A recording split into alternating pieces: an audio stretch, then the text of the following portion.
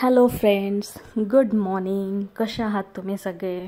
आणि आजचा दिवस तुम्हाला खूप खूप खूप छान जाऊ देत आणि तुमच्या सगळ्या चांगल्या इच्छा पूर्ण होऊ देत आणि देव सदैव तुमच्या पाठीशी असू देत. सो मी एक वर्किंग वुमन आहे. सो माझा टिफिन रेडी झाला आहे. स्वयंपाक झालेला आहे माझा सगळा, भाजी पोळी. पण जसं आपल्याला रोज प्रश्न पडतो की भाजी काय करायची, तसा अजून एक सकाळी प्रश्न असतो की ब्रेकफास्टसाठी काय बनवायचं. सो आज मी ठरवलं आहे की ब्रेकफास्टमध्ये उपमा बनवूयात. सो मी 1 वाटी रवा घेतला आहे. कढई गरम झाल्यानंतर त्याच्यामध्ये 1 वाटी रवा स्वच्छ चाळून घेतला आहे तो मी, आणि ड्राय रोस्ट करायचा आहे बेसिकली. त्याच्यामध्ये काही तेल किंवा काही टाकलेलं नाही आहे. जस्ट कढई गरम झाली आणि मग तो रवा मी त्यामध्ये टाकला आहे आणि तो छान खरपूस भाजून घ्यायचा. त्याचा कलर अगदी छान सोनेरी होईपर्यंत, म्हणजे त्याचा कच्चपणाही निघून जातो आणि त्याला एक छान रंगही येतो. सो मी 1 वाटी रवा घेतलेला आहे इथे आणि तो छान परतवून घेते आहे मी. इथे फक्त एकच काळजी घ्यायची, ती म्हणजे रवा भाजताना तो करपू नाही द्यायचा, नाहीतर ते खाताना आपल्याला तशी त्याची चव लागते. सो आता तुम्ही असं बघू शकता की रवा छान भाजला गेला आहे. अगदी मी त्याचा कलर खूप चेंज नाही होऊ दिलेला, बट सोनेरी रंगापर्यंत आला आहे. सो मी आता जसं की तुम्हाला मगाशी सांगितलं, मी ड्राय रोस्ट करते आहे, त्याच्यामुळे मी तो दुसऱ्या भांड्यामध्ये काढून घेतला आहे. आणि आता मी तयारी करते आहे फोडणीची. सो मी आधी स्वच्छ कढई करून घेतलेली आहे आणि आता मी त्याच्यामध्ये तेल टाकलं आहे. ॲक्च्युली उपमा ना पचायला तसा हलका असतो आणि पोह्यापेक्षा कधीही खायला चांगलं. पोह्यानी ॲसिडिटी होते, उपम्यानी नाही होत त्या मानाने.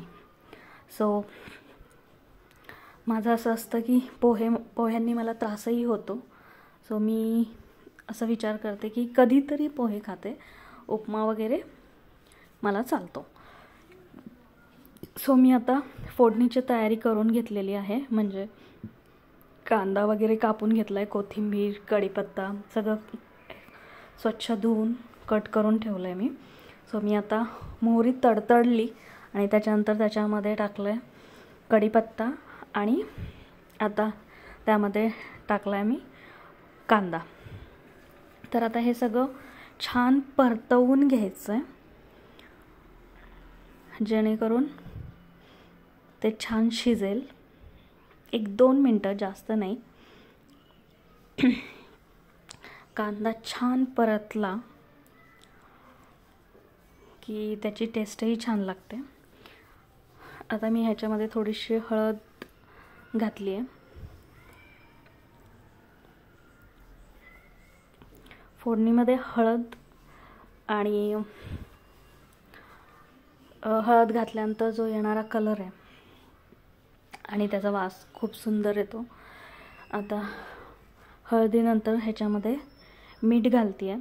मिठाने कांदा पटकन शिजतो आणि हे सगळं मिश्रण शिजेपर्यंत छान कांदा गुलाबी रंगापर्यंत परतून घेते आहे. आणि हे कांदा परतून झाला आहे व्यवस्थित. आणि ॲक्च्युली ह्यामध्ये हिरवी मिरची घालायची असते उपम्यामध्ये, पण मला आज खूप त्रास होतो आहे ॲसिडिटीचा, त्याच्यामुळे मी लाल तिखट टाकते आहे, ते पण अगदी थोडंसं.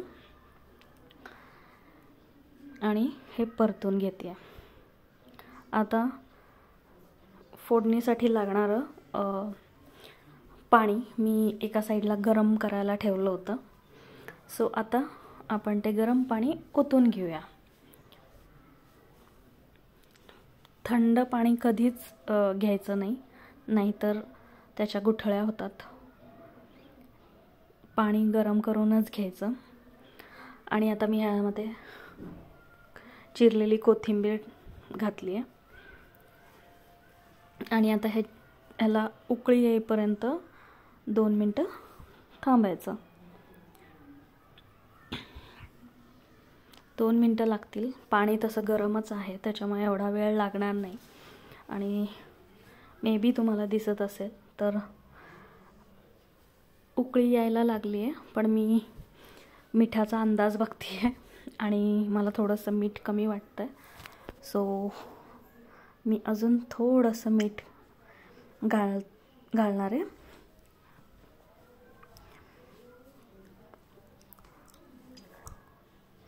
आणि आता उकळी यायला लागली आहे, पण जसं मी तुम्हाला सांगितलं की थोडंसं मीठ कमी वाटतं आहे, म्हणून मी परत मीठ चवीप्रमाणे मीठ घालून घेते आहे.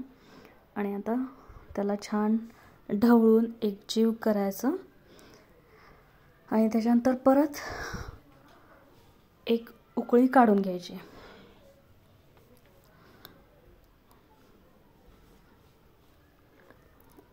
आता हे छान तुम्ही बघू शकता की ह्याला उकळी येते. छान उकळी आली की ते व्यवस्थित शिजलं जातं. ॲक्च्युली मी रवा त्यामध्ये टाकत होते, पण मी असा विचार केला की 2 मिनटं अजून थांबूयात. आणि आता तुम्ही बघू शकता उकळी छान आली आहे आणि आता मी त्यामध्ये रवा घालणार आहे. सो आता ह्याच्यामध्ये मी रवा घालते आहे आणि हे सतत हलवत राहायचं म्हणजे ह्यात गुठळ्या होत नाहीत. आणि मी जेवढा रवा घेतला होता मला असं वाटलं की ते जास्त होईल, म्हणून मी थोडासा भाजलेला रवा बाजूला काढून ठेवला, कारण की मला अगदी खूप हार्ड